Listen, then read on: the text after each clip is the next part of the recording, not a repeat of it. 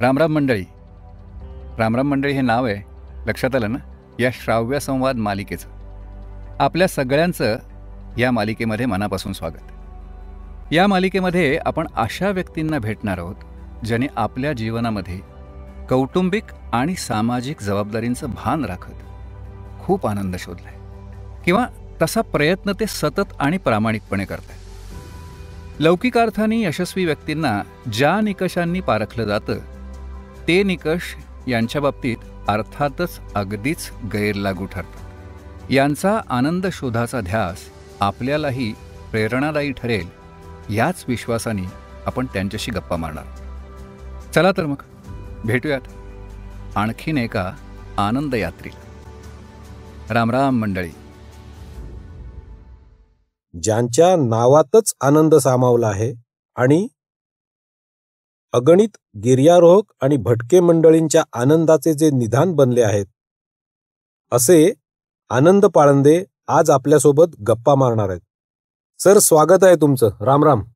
रामराम मंडळी.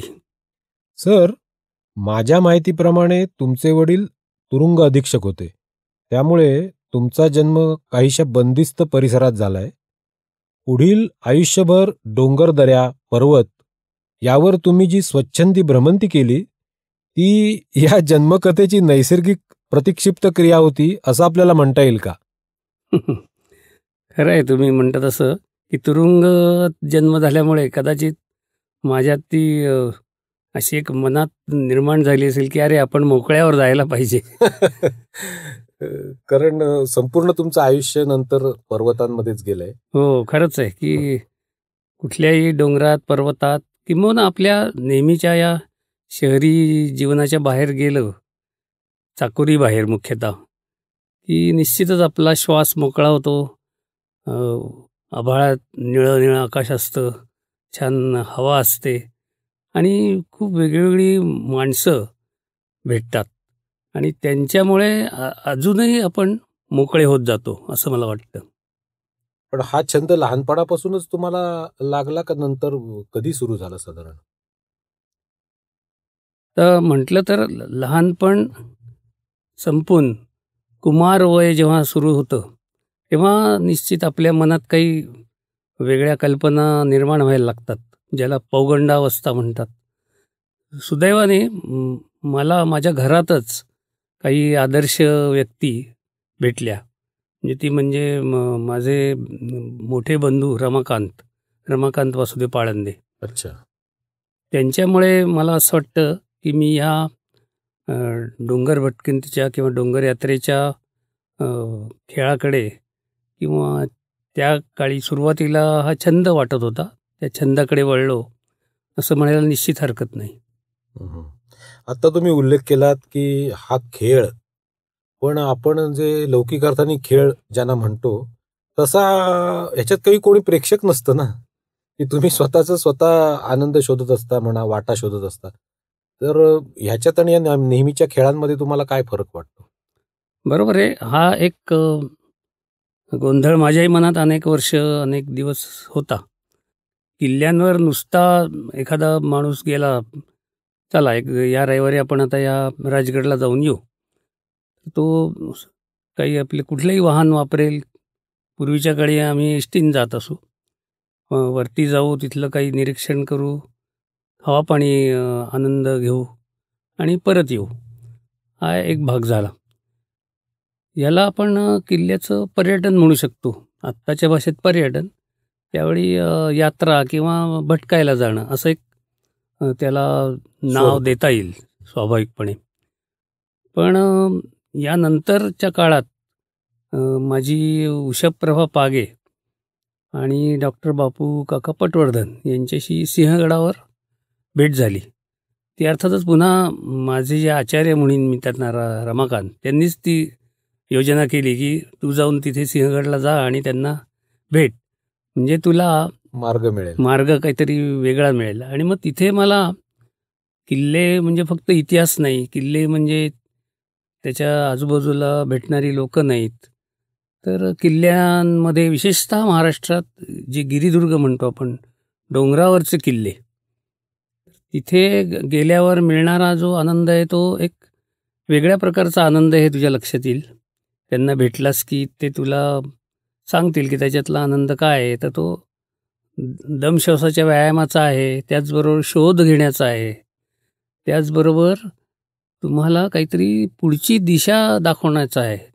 म्हणजे जसं की मी मगाशी का म्हणतोय आता ह्याला खेळ, म्हणजे मी ज्या पद्धतीने डोंगरात हिंडलो तर त्याला मी का खेळ म्हणतोय, तर बापू काका पटवर्धन यांनी सांगितलं होतं की तुमचं लक्ष हिमालयाकडे असायला पाहिजे जेव्हा तुम्ही डोंगरात जाता. हे बरोबर आहे की माझी जी जडणघडण झाली ती इतिहासाच्या माध्यमातून खरी झाली. म्हणजे रमाकांत पाळंदे आमचे बंधू, ते तर इतिहास मंडळ जे आहे, भारत इतिहास संशोधक मंडळ पुणे, तिथे नियमित जाणारे संशोधक वृत्तीचे, आणि त्यांचे ते बाळकडू मला लागलं. आम्ही त्यांना बाळ असंच म्हणत असू, आणि ते बाळकडू शब्द त्यामुळे बरोबर आहे. कडू नव्हतं, ते गोड होतं. गोड होतं पण. तर तशी तुमची तिकडे सुरुवात झाली. बरोबर. सुरुवातीला तुम्ही जेव्हा फिरायचात तेव्हा आता आपल्याला गुगलवर सगळंच उपलब्ध आहे. बरोबर. पण त्या काळात तुम्ही अभ्यास कसा करायचा की बाबा मला अमुक ठिकाणी जायचंय, आणि तेव्हा काही त्या अशा रूढी झालेली नव्हती ना की 10 जण जाऊन आलेत, 15 जण जाऊन आलेत, तुम्हाला माहिती कळली. तर तेव्हा तुम्ही त्याचा अभ्यास आणि माहिती कुठून कशी मिळवायचा जाण्यापूर्वी? पुन्हा एकदा तेच सांगतो की रमाकांत हा माझा भाऊ, त्याच्याचमुळे त्याचंच बोट धरून मी या क्षेत्राकडे वळलो. तो ज्या पद्धतीने तिथे त्याचे नोंदी करायचा, किंवा जे समोर दिसतं त्या पलीकडे आजूबाजूला काय आहे याची तो तिथल्या स्थानिक लोकांशी पण चर्चा करायचा, चौकशा करायचा. कारण नुसतंच जाऊन परत येणं ही आहे एक, त्यातही एक आनंद आहे. आता तिथे इतिहास घडून गेला आहे याच्याशी अर्थार्थी तसा आपला काही संबंध नसतो, पण जर आपण काही वाचलेलं असेल त्या संबंधात, किंवा कोणी आपल्याला काही सांगितलेलं असेल. आता सिनेमे आहेत, आता भालजी पेंढारकरांचे सिनेमे मला रमाकांतनी बघायला सांगितले होते, तेच मी बघितले होते. त्याच्यातनं इतिहास, आणि मग इतिहास हा कुठे घडला तर किल्ल्यांवर, दुर्गांवर घडला. मग तिथे गेल्यावर हे सगळं जेव्हा आठवतं तेव्हा आपलं दृष्टी असते ती बदलते, विस्तारित होते. आणि माझंही तसंच झालं की हे असं एक एक एक एक पाऊल माझं थोडंसं पुढे पडत गेलं. अभ्यास केला, म्हणजे तट कसा आहे, तटाच्या कडेला आत पाणी कसं बाबा मिळतं गडावर, तर पाण्याची टाकी असतात. मग राहतात कसे, तर मग ज्योती दिसतात तिथे, आत्ता पडलेली दिसतात ती, पण त्या ज्योत्यांवर पूर्वी कधीतरी इमारती होत्या, ते कसे राहत होते हे लोक. अशा तऱ्हेने तो थोडासा अभ्यासाच्या दृष्टीने मार्ग सापडत जायचा. आणि मग हे सगळं कुठे आहे, म्हणजे एक मार्गी नुसतं भटकणं हे त्यातलं ध्येय नसून त्याला इतिहासाची पण जोड तुम्ही कायम पूर्वीपासून देत आला. त्या इतिहासाची पुस्तकं वाचायची आणि मग तिथे गडावर जाऊन आपण त्याचा अभ्यास करायचा. बरोबर. त्याच्यामुळे तुम्हाला तिथे फिरण्यात नक्कीच फायदा झाला असेल. बरोबर, निश्चितच. आणखी एक रमाकांतनी फार चांगलं माझ्या हाती साधन दिलं, म्हणजे नकाशा वाचन. हां, तर बरेच जण बघतो आपण आता तर, आणि AC मुळे तर तुम्हाला बाहेर काय आहे हेच कळत नाही. पण पूर्वी आपल्याला साध्या लाल एसटीच्या पलीकडे दुसरं काही साधन नव्हतं. आणि आत गेल्यावर बाहेर बघणं, जरी मित्र बरोबर असले तरी किती वेळ गप्पा मारणार त्यांच्याबरोबर. तर बाहेर बघत राहिलं की वेगवेगळी गावं दिसायची, आणि मग ही गावं जी दिसत आहेत ती जर नकाशावर मला जेव्हा बघायला सापडली की तेव्हा मला एक वेगळा आनंद मिळायला लागला त्या नकाशा वाचनाचा, की अरे आपण ह्या मार्गाने गेलो आणि ही गावं या नकाशात पण आहेत. मग त्या नकाशाचा एक आनंद द्विगुणित व्हायला लागला. आणि मग मी जाण्यापूर्वीच नकाशे बघायला सुरुवात केली, की मग त्यामुळे कसं हे विश्व नकाशाचं तिथे प्रत्यक्षात कसं दिसतं, बरोबर, हे आपोआपच माझ्यासमोर उलगडत गेलं. जायच्या आधी ते एक दृश्य स्वरूप साधारण बरोबर डोळ्यासमोर यायचं त्या नकाशा वाचनामुळे. बरोबर. म्हणजे आता गुगलवर सगळं मिळतंय, पण नवीन जे फिरायला जाणार आहेत त्याने आधी हे नकाशाचा अभ्यास करणं गरजेचं आहे. बरोबर. अगदी आता मी म्हणतो गुगल का होईना, पण तुम्ही आधी बघणं गरजेचं आहे. बरेच वेळा असं दिसतंय की तिथे गेल्यावर लोक ते काय गुगलवर बघत असतील, पण तुम्ही सुरुवात घरापासूनच जर केली बघायला तर तुम्हाला निश्चित दृष्टी वेगळी लाभेल, यात शंका नाही.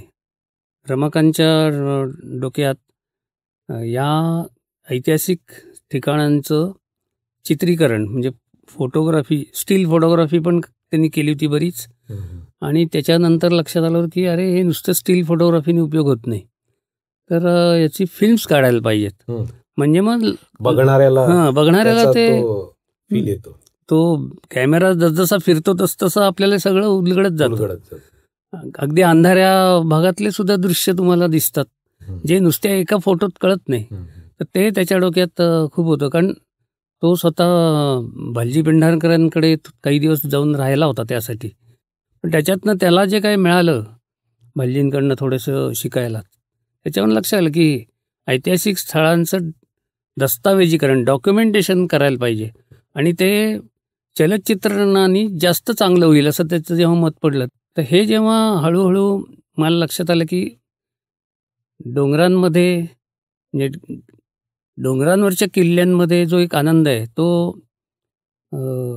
गढ्या म्हणजे सपाटीवरचं समजा चाकणचा हे आहे भुईकोट आहे, भुईकोट किल्ले, अशा ठिकाणी मला तेवढा आनंद येत नाही आहे. म्हणजे रमाकांत बरोबर नसताना सुद्धा मी अगदी शालेय जीवनात सुद्धा मला आठवतंय मी एकटा दुकटा किंवा 1-2 मित्रांसोबत जायला लागलो असं, तेव्हा काही अडचण वाटली नाही मला. आणि मग देवळं गेल्यावर देवळामध्ये काय बघायचं, तर गॅझेटेर हे पहिलं आमचं संदर्भ ग्रंथ. मंडळात म्हणजे गेलं ग्रंथालयात की मी म्हटलं तसे नकाशे तिथे होते, तशी ही गॅझेटेर्स होती. ती उलगडली की त्यात प्लेसेस ऑफ इंटरेस्ट म्हणून एक भाग असतो. त्यात खूप अशी निरनिराळी गावं, तिथले महत्त्वाची ठिकाणं याचा उल्लेख वाचायला मिळायचा. मग कुतूहल निर्माण व्हायचं की अरे हे प्रत्यक्ष जाऊन बघायला पाहिजे. आत्तासुद्धा आपण म्हणतो की प्रत्यक्षाहून प्रतिमा सुंदर आहे, बरोबर आहे, पण फोटोपेक्षा आपण जेव्हा जाऊन बघतो तेव्हा प्रत्यक्ष बघणं त्यातला आनंद वेगळा, हा केव्हाही आनंद असतो. मग अशा तऱ्हेने ऐतिहासिक स्थळदर्शन हा जो एक रमाकांत पळंदेंचा गुणविशेष सांगेन की त्यांना ते जास्त भावलं होतं. आणि मग त्यात अर्थातच जास्त आवड ही किल्ल्यांमुळे, कारण किल्ले आणि शिवाजी महाराज हे आपल्याकडे अनेक वर्ष घट्ट नातं आहे. कारण रमाकांत पळंदे शिवशाहीर बाबासाहेब पुरंदरेंशी संबंधित होते. नंतर साहित्यिक गोनी दांडेकरांच्या बरोबर त्यांनी काम केलेलं होतं. आणि इतिहास मंडळात मी मगाशी म्हटलं तरी अनेक दिग्गज मंडळी, डॉक्टर ग खरे असतील, महामहोपाध्याय तत्वामन पोद्दार असतील, डॉक्टर कुलकर्णी डॉक्टर माटे यांच्यासारखे विद्वान असतील, ह्या लोकांशी त्याचा परिचय होता. आणि ही पण त्यांनी मला तत्वचिंतन जसं आहे तसं चिकित्सा ह्या पण त्याचा चांगला गुण होता की तो प्रत्येक गोष्टीची चिकित्सा करायचा. म्हणजे शिवशाहीर बाबासाहेब पुरंदरे सांगतायत म्हणजे ते बरोबर आहे का असेलही, पण तरी तू ते मुळात जाऊन वाच. आणि यांनी मग इतिहास मंडळात मी बघितले तर अनेक संदर्भ ग्रंथ त्यांनी मला दाखवले. मराठ्यांच्या इतिहासाची साधनं आहेत, पेशवे दप्तर आहे आणि वाड म्हणून आहेत, त्यांच्या काही दैनंदिन आहेत. हे जेव्हा हा जो इतिहास प्रत्यक्ष कागदपत्रांमध्ये आहे तो जेव्हा मला वाचायला मिळायला लागला, म्हणजे माझं काही फार त्यातलं ज्ञान नव्हतं तेव्हाही, पण तर ती एक गंमत वाटायला लागली. मी तो एक आनंद वेगळाच होता बरं का, की आपण ह्याच्यावर गेलो राजगडावर आणि आता तिथे गेल्यावर वाटतं की अरे हा इतिहास इथे घडला आहे, पण एक आपल्याला कळलं कसं हे लोकांना. तिथे तर काय आत्तासारखं पुतळे नाहीत, काही नाही. मग जेव्हा हे मी इतिहास मंडळात गेलो आणि त्या दैनंदिन तिथल्या नोंदी बघितल्या की शिवाजी महाराज एक ओळीच्या नोंदी होत्या की शिवाजी राजांनी केळंजा घेतला, शिवाजी राजे राजगडला आले, असं एवढ्यावरनं सुद्धा एक मनात असा थर्राट निर्माण व्हायचा, थरथराट की अरे किती कसं हे वेगळं हे की कशा ह्या नोंदी आहेत. आणि ह्याच्यावरनंच तर सगळे ते इमले शिवशाहिरींनी जे शिवचरित्र लिहिलं किंवा इतर सुद्धा ज्या कादंबऱ्या त्यावेळी बघायला मिळाल्या, रणजित देसाईंची श्रीमान योगी, की हे चित्रीकरण किंवा हे जे त्यांनी लिहिलंय हे सगळं मूळ आहे, ते हे संदर्भ आहेत. आणि मग त्याच्यातनं एक वेगळा आनंद मला मिळायला लागला.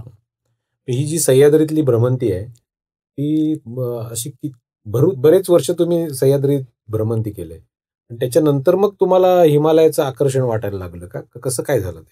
नाही, आता कसं झालं, हे साधारण हा माझ्या मते 1964चा सुमार आपण म्हणू, की त्यावेळी गोनी दांडेकर साहित्यिक आणि शिवशाहीर इतिहास तज्ज्ञ बाबासाहेब पुरंदरे, बम पुरंदरे यांनी ती 10 दिवस 10 दुर्ग म्हणून एक डोंगर यात्रा काढली होती. म्हणजे तो लोणावळ्याच्या आसपासचे 5 गड आणि सिंहगड, राजगड, तोरणा, लिंगाणा, रायगड हे एक 5, असे ते 10 यात्रा, या डोंगरांची यात्रा किंवा गिरिदुर्गांची यात्रा, किल्ले यात्रा असं त्यावेळी काढली होती. आणि ही कल्पना तेव्हा खूपच नवीन होती, नाविन्यपूर्ण होती. एका फटक्यात 10 गड करायचे असे 10 दिवस. तर हे लोक पुण्यात नूतन मराठी विद्यालयात त्यांचा मुक्काम होता. आणि त्यावेळी मग रमाकांत बरोबर मी तिथे त्यांना भेटायला गेलो होतो, म्हणजे त्यांचा ऐकायला अनुभव. आणि तिथे ती एक ठिणगी पडली की अरे आता हे सिंहगड, विशाळगड असे आपण नुसते जाऊन आलो, पण एखाद्या गडावरनं दुसऱ्या गडावर जाणं, त्या गडावरनं आणखी पलीकडे जाणं, जे यांनी केलं की सिंहगडावरून ते राजगडला गेले, तोरण्याला गेले आणि खाली लिंगाण्यावरनं रायगडला गेले. हा जो काही त्यांनी प्रवास केला ना, त्याचं मला आकर्षण, त्यांनी जे सांगितलं त्यावेळेचा अनुभव, त्यातून लक्षात आलं की अरे ही निसर्गाची काहीतरी वेगळी किमया आहे बरं का. याच्यात नुसताच हा इतिहास नाही आहे, तर सह्याद्रीतलं जे भटकणं आहे, सह्याद्रीत डोंगरदऱ्या बघणं आहे, वेगवेगळ्या ठिकाणी. म्हणजे सिंहगडहून राजगडला गेल्यावर राजगडहून सिंहगड कसा दिसतो, हे जे तेव्हा आप्पांनी सांगितलं, दांडेकरांनी, आप्पा दांडेकरांनी. नाहीतर मग तुमचं एकांगी होतं, एका बाजून जायचं, एका बाजूने खाली यायचं. त्यामुळे एका बाजूने जायचं आणि दुसऱ्या बाजूने गडाच्या पलीकडे गेलं की तुम्हाला तिकडनं पण तो प्रदेश बघायला मिळतो. आणि पायथ्याचे गावातली लोक तुम्हाला याच्यातनं तिथली संस्कृती, आपण ज्याला म्हणू की संस्कृती महाराष्ट्राची, माणसं वाचायला मिळतात, त्यांच्याशी काही बोलायला मिळतं. हा आणखी एक त्यांचा गुण की ते गेले कुठेही की पहिल्यांदा तिथल्या आसपासच्या माणसांना स्थानिक माणसांना भेटायचं आणि मग त्यांच्याकडे काय माहिती आहे याची ती काढून घेणार आणि मग तो आणखीन त्यांचं हे वाढायचं. तर तेच मला लक्षात आलं की आम्ही पानशेतून रायगडला गेलो होतो. रायगडला त्यावेळी शिवपुण्यतिथी साजरी आताही होते, चैत्र शुद्ध पौर्णिमा त्या दिवशी ती होते. मग तो म्हणला की आपण आता एकदा रायगडला जाऊ चालत पानशेतवरनं. त्याप्रमाणे मी आदल्या दिवशी 2 दिवस आधी निघालो आणि पानशेतला मुक्काम करून पानशेतून सकाळी निघून रात्री रायगडला गेलो. आणि मग त्यात पहिल्यांदा सह्याद्री पर्वताचं सुद्धा एक देखणं दर्शन आणि समोर रायगड, हे जे काय दर्शन मला अजूनही आठवतंय, ते अजूनही डोळ्यासमोरून जात नाही. फार विलक्षण असं दृश्य होतं. ते सह्याद्रीचे कडे बघून तुम्हाला पुढे हिमालयात जावं असं वाटलं. त्यावेळी सुद्धा हिमालयात नव्हता डोक्यात, पण सह्याद्रीचं जे रूप बघितलं, अवघड दर्या खोरे आणि त्यावेळी झालेली घसरण की ते ह्या वाटांवरनं जी घाबरगुंडी मी म्हणेन की रमाकांत असा पुढे थांबायचा जाऊन, मग आम्ही जरा बसत कसं तरी उतरायचो आणि मग ती होणारी दमणूक, ते ऊन, मग पाणी कमी, मग ती वाटेत करवंद खायची, कैऱ्या मिळाल्या तर कैऱ्या खायच्या, असं ते एक वेगळाच आनंद होता तो. आणि मग तिथे काहीतरी लक्षात आलं की हे नुसतं किल्ले भटकणं नाही आहे, काहीतरी निसर्गाशी जुळून घेणं, निसर्ग बघणं आहे, निसर्गाचं काहीतरी हे वाचन आहे. हे अर्थात आता मी म्हणतो की ते वाचन होतं, पण ती एक लागली सवय की असं वेगवेगळं बघण्याची त्या डोंगरातलं. पण नंतर तुम्ही प्रॉपर कोर्स पण केला, बरोबर, गिर्यारोहणाचा. हो. तो कधी केला साधारण? कारण ते तिथे त्यांच्याशी जेव्हा भेटलो आणि ते असं टोळी करून बसल्यासारखे बसायचे, चर्चा करायचे. मग त्यात त्या हिमालयातल्या चर्चा त्यांच्या बहुतेक असायच्या. किंवा तिथे असताना सुद्धा सिंहगडला कधी ते कुठे गाणी गायले नाहीत की काहीतरी क्रिकेटच्या गप्पा मारल्या नाहीत, त्यांच्या डोक्यात ते कुठलं तरी त्या काळचे पीक किंवा कोणी कसं चढलं अशाच त्यांच्या गप्पा असायच्या. आणि त्यांच्याबरोबर त्या पोतडीत पण काही कॅरेबिनर असेल, रोप असेल एखादा, अशाही गोष्टी असायच्या. किंवा ते हॉटेल तिथे होतं, पडेरांचं हॉटेल होतं, पण सहसा त्यांच्याकडनं ते काही असं घ्यायचे नाहीत तयार करून. तिथे काही चूल मांडायची, चहा करायचा, चहाला ते पेट्रोल म्हणत असं, याच्याशिवाय आपण डोंगरात जगू शकत नाही वर, असं काहीतरी. आणि छान तो माणूस होता. नंतर 2ऱ्या-3ऱ्या वेळी गेलो तेव्हा बघितलं तर ते एखाद्या कड्याखाली न्यायचे आणि मग तिथून तो एखादा छोटासा रॉक पॅच किंवा कातळखंड कसा चढायचा हे चढायला सांगायचे त्यावेळी. मग उषा, प्रभा पागे या कशा पटापट चढायच्या हेही मला आश्चर्य वाटायचं. आणि मग त्यातनंच एक वाटलं की आपल्याला जर आता असे निरनिराळे गड बघायचे असतील तर आपण आता किती दिवस रमाकांत आपल्याबरोबर येणार, नाही जमणार हे. तर मग आपल्याला काहीतरी शिकायला पाहिजे स्वतंत्र याच्यातलं. आपण. कारण रायगडला जातानाच लक्षात आलं की वाटा शोधणं बरोबर. किंवा इतर जे अवघड भाग आहेत, कारण तिथे फाफलायला व्हायचं अक्षरशः. तर हे न होण्यासाठी काय करायला पाहिजे, आणि जर खरोखरच कठीण प्रसंग आला तर कसं निभावायचं त्यातनं. कारण माझ्या लक्षात आलं की रायगडला जाताना एक एक दिवस आम्ही आपले चालतोय, मग हे काही होऊ शकतं ना. मग हे कसं, मग तेव्हा लक्षात आलं. आणि बाबूकाकांनी सांगितलं, अरे तुम्ही बेसिक माउंटेनिअरिंग कोर्स करा, तिथे तुम्हाला स्वयंपूर्ण किंवा धोका कसा ओळखायचा हे सगळी कळेल, माहिती मिळेल. ही माहिती मिळेल. आणि त्याचवेळी मग इतर काही पुस्तकं मी जी वाचली होती, ट्रेक द सह्याद्रीज यांचं, हरीश कपाड यांचं, तर त्यात काही जे नाशिककडचे डोंगर आहेत कळसुबाई रांगेतले, तर तिथे काही अवघड वाटा आहेत असं मला त्यांच्या पुस्तकातनं कळलं होतं. आणि एकदाही मी जेव्हा राजगडला गेलो होतो, तर राजगडला त्यावेळी आत्ता खूप त्यामाने सोपं झालेलं आहे, पण त्यावेळी अशा छोट्या छोट्या पायऱ्या होत्या राजगडच्या बालेकिल्ल्याला. आणि त्यावेळी सगळ्यात अवघड म्हणजे बालेकिल्ला रायगडचा, अशी एक समजूत होती. आता नंतर मला कळलं की हे समजूत अगदीच खोटी आहे. राजगड, आणि आता तर त्याचं खूपच सगळ्या पायऱ्या सुलभीकरण केलंय, रेलिंग्ज आहेत. पण त्यावेळी खरं आहे की अर्थात ते माझं वयही तसं होतं, अनुभवही नव्हता, त्यामुळे उतरताना बालेकिल्ला फाफललोच होतो. खाली कोणाला थांबवायचं, मग अरे कुठे पाय ठेवून काय, ती एक गंमतच होती अर्थात. आणि तिथे लक्षात आलं की मग नाही, हे जर असे जर कडे कुठेतरी असतील इतर गडांना. आणि दुसरं म्हणजे त्यावेळी माहिती उपलब्ध कमी होती, आणि गावोगावी हॉटेल वगैरे नव्हती. तुमचं तुम्हाला स्वयंपूर्ण स्वावलंबी असायला पाहिजे. हे पाहिजे असेल तर तुम्हाला काहीतरी असं शिक्षण घ्यायला पाहिजे. आणि मग मी बाबूकांच्या सांगण्यावरून त्यांनी केलेच होते कोर्स, उषा बागेंनी. नेहरू इन्स्टिट्यूट ऑफ माउंटेनिअरिंगचा कोर्स केला 1974 साली. तुमची पुस्तकं खूप प्रसिद्ध आहेत, डोंगर यात्रा म्हणा किंवा आव्हान, चढाई उतराई, गिर्यारोहण गाथा वगैरे अशी. तर ही पुस्तकं मराठीमध्ये लिहावी असं तुम्हाला प्रकर्षाने का जाणवं, का वाटलं की तुमची उर्मी होती म्हणून तुम्ही लिहिलं? तर ह्या बाबतीत पुन्हा रमाकांत माझ्या बंधूंचंच नाव घेईन. त्यांनी जी एक शिस्त लावली ती सुरुवातीपासूनच, म्हणजे अगदी मला आठवते पहिल्यांदा सिंहगडला गेलो तरी मी लगेच त्यांनी मला लिहायला सांगितलं होतं, कसं गेला, काय, किती वेळ लागला, काय बघितलं. आणि हे त्यावेळी मी लिहिलं. सुरुवातीला तर अर्थात येतो कंटाळा, काय ते लिहायचं असं. पण त्याचा वापर पुढच्या वेळी जेव्हा गेलो मी सिंहगडला तेव्हा झाला की अरे ह्याच्यापेक्षा ह्यावेळी आपण नवीन बघितलं काहीतरी सिंहगड सुद्धा. हे जेव्हा असं लक्षात आलं तेव्हा त्या नोंदींचं महत्व पटलं, किंवा मागे राहिलेली एखादी त्रुटी ती पण कळली. आणि अशी माहिती जेव्हा आपल्याकडे असते तेव्हा आपण दुसऱ्यांना सांगतानाही लक्षात येतं की आपल्या लक्षात राहतं जेव्हा लिहितो. रमाकांत म्हणला की हे खूप लोकांना माहिती नाही आहे त्या गोष्टी, तर तू लिहू शकशील. तू आता माझ्यावर इतक्या 7-8 सहली झाल्या तुझ्या, आणि मी सांगितलं तसं ऐतिहासिक स्थलदर्शन हा त्यातला खरा गाभा होता. ते काय अगदी साधं सुद्धा जीवन होतं. आणि त्यामुळे इतिहासात जे मी काही वाचलं होतं, विशेषतः साहित्यिक गोनी दांडेकरांचं जे कादंबरी म्हणजे शिवकाल आहे, तेच आपण वाचलं तर त्यात लक्षात त्यावेळेचं जीवन त्यात दिसतं. असं त्या भागातला माणूस कसा होता, आपल्याला ते जाणवतं. माणूस कसा होता. तसं बाबासाहेब पुरंदर यांच्या शिवचरित्रात आहेत, पण त्यांचा इतिहासावर जास्त भर आहे त्यात. आणि याच्यात सामाजिक परिस्थिती कशी होती असं याच्यात भर आहे. म्हणजे भटकंतीमध्ये आलेले तुमचे अनुभव हे लोकांपर्यंत पोचावेत आणि त्यांना त्याचा काहीतरी फायदा व्हावा या हेतूने तुम्ही लिखाण सुरू केलं.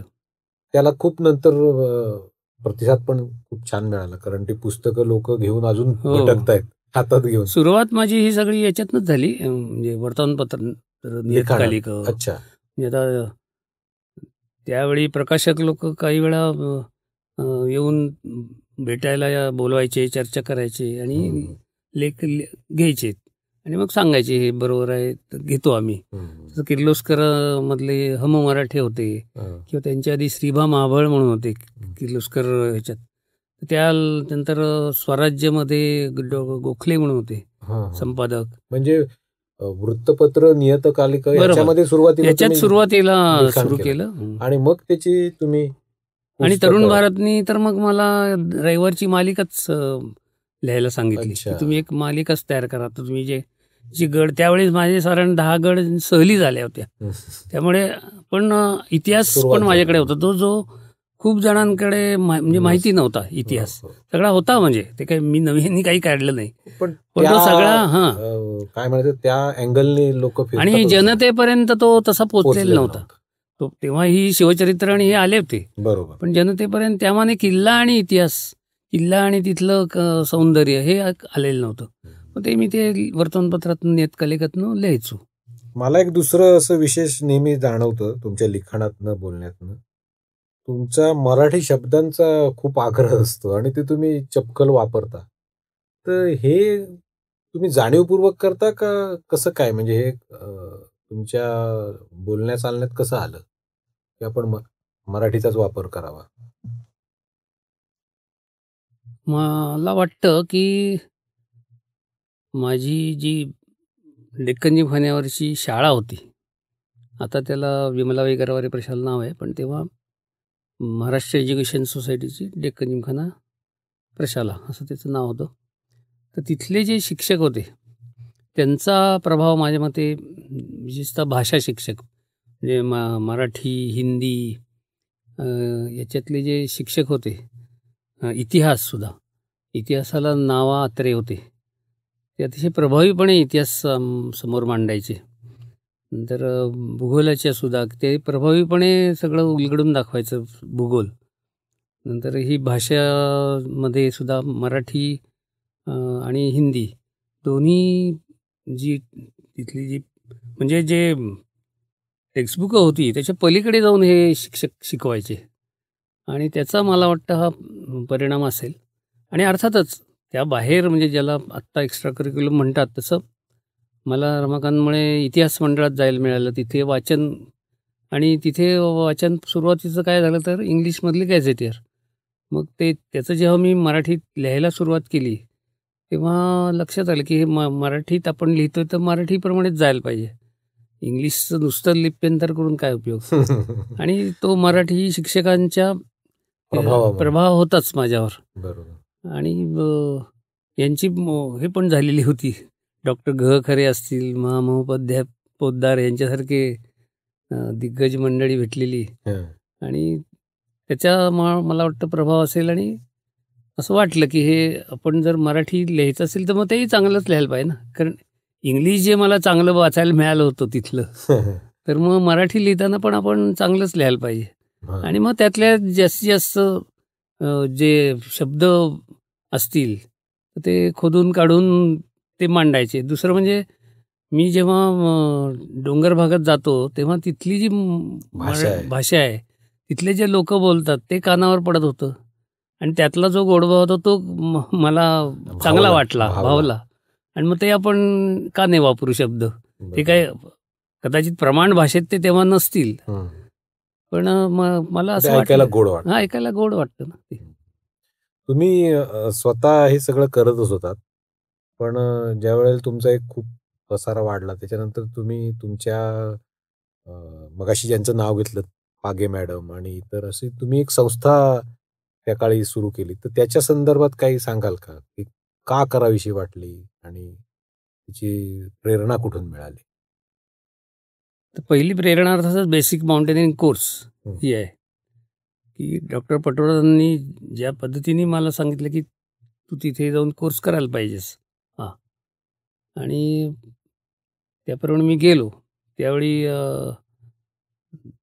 74 साली, आणि त्यावेळी असं काही फार जाणारे लोक नव्हते, मी एकटाच गेलो. तो एक छान अनुभव आला की रेल्वेने 2 दिवस प्रवास करायचा, मग तिथे धर्मशाळेत राहायचं हरिद्वारला वगैरे, मग पहाटे 4ची तिथली स्थानिक गाडी पकडून जायचं उत्तरकाशीला. एकटं असण्याचे एक वेगळं हे असतो बरं का, गंमत. म्हणजे हे पण एक साहसच आहे. हो, साहसच आहे की सगळं सामान आपलं सुरक्षित ठेवून निर्णया प्रवास गोष्टी करणं. करायच्या कशा काय, हा एक मोठी गंमत. ते नंतर जाणवलं की अरे आपण एकटं हे केलं त्यावेळी विशेष वाटलं. आणि पैसे त्यावेळी खरंच खूप कमी असायचे, जेमतेम असायचे, म्हणजे पुरतील असे. त्यावेळी अर्थात मला नोकरी लागली होती बँक ऑफ बरोडामध्ये, त्यामुळे थोडंसं सुस्थिती आर्थिक स्थैर्य असं आली म्हणायला होती लागतं. त्या वेळच्या मानाने. आणि तो जो कोर्स केला तिथे कळलं. आणि बेसिक माउंटेनिअरिंगचं उद्दिष्टच आहे की it is introduction to mountaineering.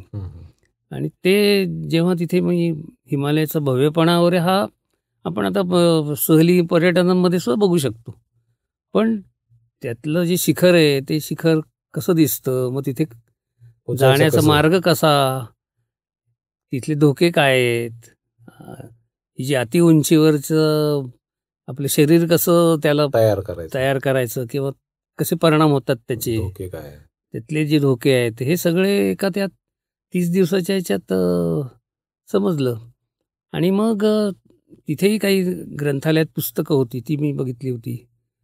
आणि त्यानंतर जेव्हा मी परत आलो तेव्हा मला वाटतं पहिल्यांदा बहुतेक डॉक्टर पटोरांच्या घरी गेलो आणि तिथे जे पुस्तकांचा खजिना बघितला तो बघून मात्र माझे डोळे दिपले की अरे हे वेगळंच आहे. म्हणजे माउंटेनिअरिंग हा काही असा नुसता वाटतं इतका किरकोळ विषय नाहीये. बेसिक माउंटेनिअरिंग कोर्स केला म्हणजे तुम्ही झालात माउंटेनियर असं नाही. कारण त्याच वेळी पाश्चात्य युरोपियन असतील, अमेरिकन असतील, जर्नल्स होती तिथे त्यांच्याकडे बघायला मिळालेली. आणि ते स्वतः त्यांचे सायक्लोस्टाईल हे काढायचे मोहिमांचे. कारण ते जवळ 66 सालापासून हिमालयात पण जात आहेत. त्यांनी बेसिक माउंटेनिंग कोर्स केला होता, ॲडव्हान्स केला होता.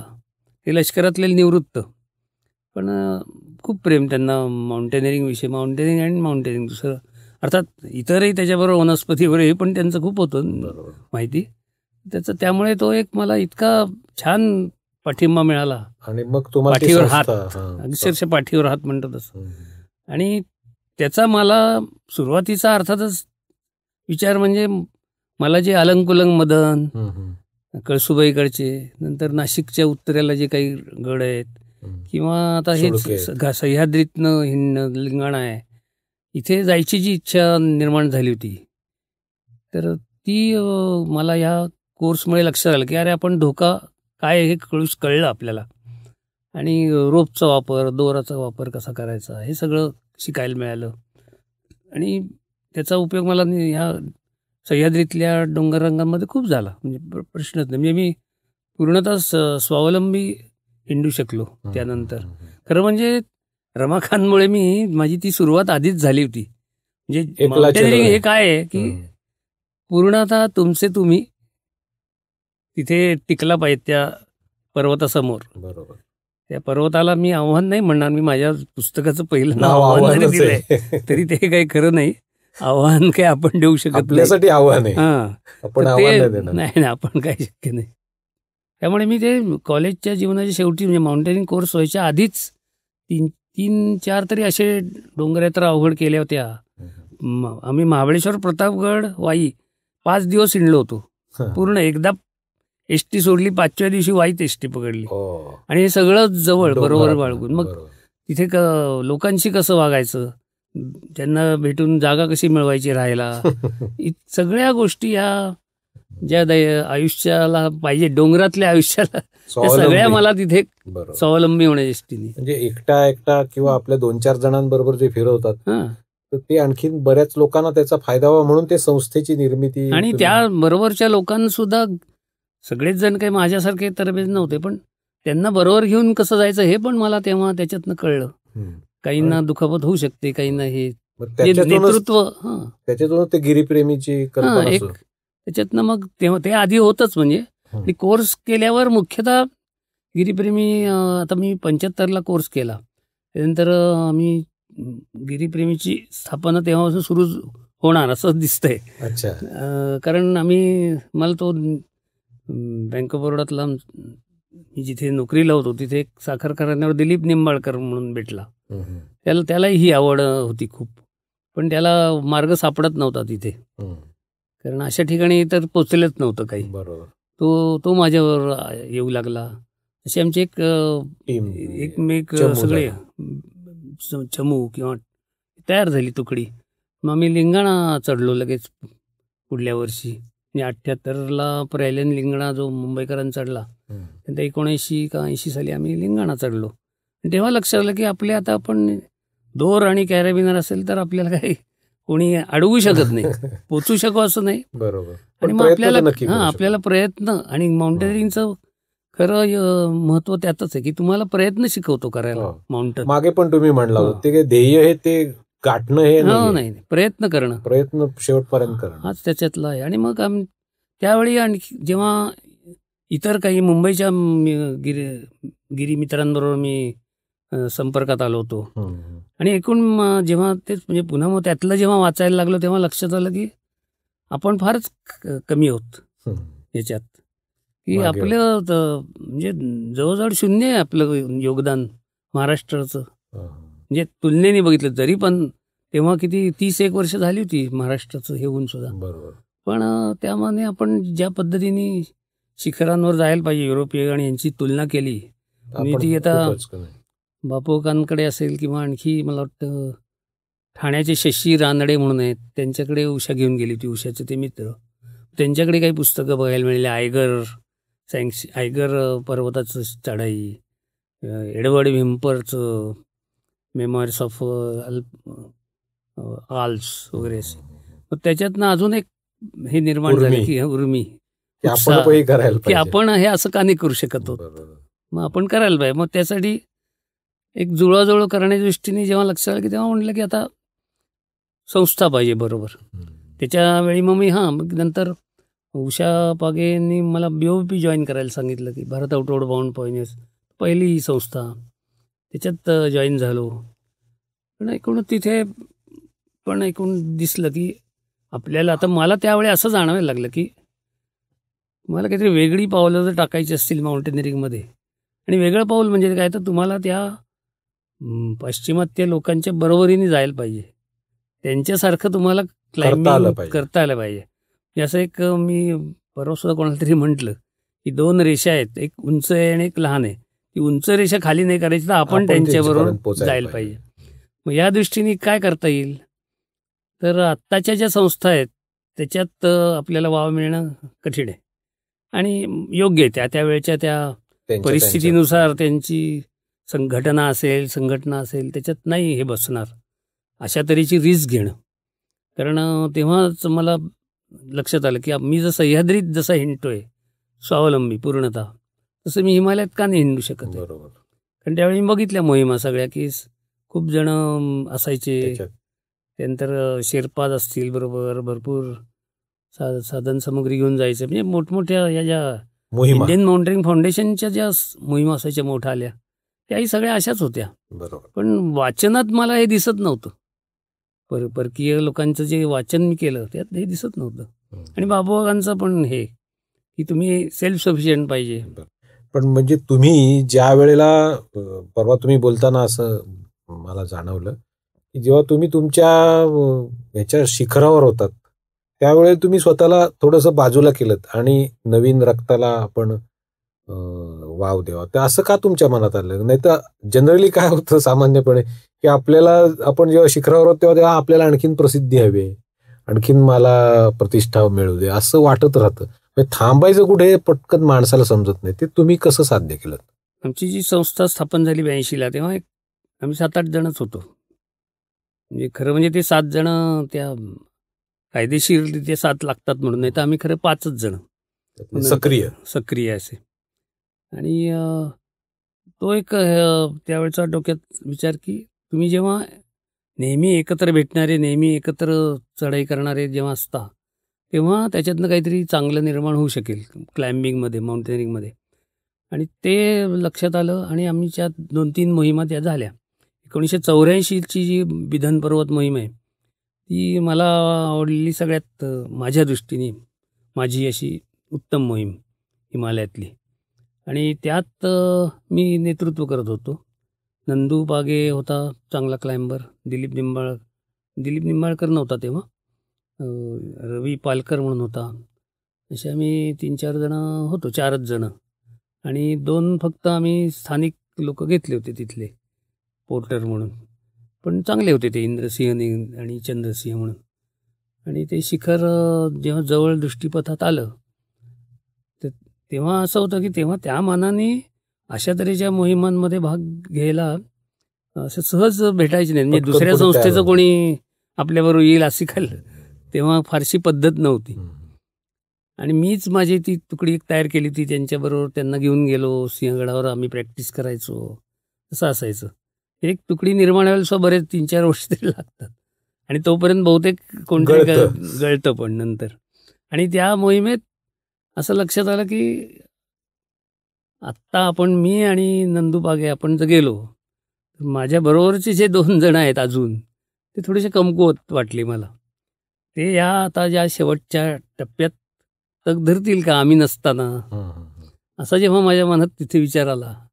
आणि मग आता जर मी गेलो किंवा तर नंदूला थांबायला लागेल. आणि तेव्हाच माझ्या लक्षात आलं की नंदू माझ्यापेक्षा निश्चितच चांगल्या ताकदीचा आहे, चांगल्या हिमतीचा आहे, तयारीचा आहे. त्याला संधी देणं हे जास्त चांगलं. आणि मी लीडर म्हणूनही मी ह्या दोघांबरोबर थांबणं योग्य, असं जेव्हा विचार आला तेव्हा मी नंदूला सांगितलं की तू पोर्टर्स बरोबर समिट कर. आणि वेगाने पण माझा वेग त्या नंदूच्या माने बऱ्यापैकी कमी होता तेव्हाही, तरी मी फिट होतो त्या दिवशी. म्हणून मग त्यावेळी ती मी माघार घेतली तिथे आणि सबमिट करून हे खाली आले. मग आम्ही परतलो. आणि त्यावेळी असं लक्षात आलं की माझी कुवत किंवा माझी जी कपॅसिटी आहे ती निश्चित लिमिटेड आहे. पण मी नेतृत्व वगैरे करू शकतो, पण ज्याला सबमिट करणं वगैरे हे ह्याचं जे ज्ञान म्हणू किंवा जी ताकद लागते वेगाने जाण्याची जरा शेवटच्या टप्प्यात, कारण अल्टिट्यूडला तुम्ही वेग कायम ठेवू शकला पाहिजे तर सबमिट होणं सोपं जातं. आणि मग म्हटलं हे आपण स्वतः जर नाही होत आपली ती ताकद, तर आपण हे दुसऱ्यांवर सोपं व्हायला पाहिजे. त्यात तेव्हापासून म्हणजे की ते 82ला आमची स्थापना आहे, 83-84 लगेचच मी म्हटलं अरे दुसऱ्यांना संधी देणं चांगलं, आपण आपलं घोडं दामटण्यात काय अर्थ नाही. आणि इतरही भरपूर कामं असतात प्लॅनिंग मध्ये, खूप लागतं. ते खूप मोठे काय म्हणायचं आपण, ते सगळ्या मोठ्या टीमचं काम आहे. ते करणारा फक्त आपल्याला दिसतो, बरोबर, पण त्याच्या मागे खूप मोठं हे आहे, टीमवर्क असतं. आणि ते सगळं टीमवर्क मी करत होतो आणि आनंद घेत होतो.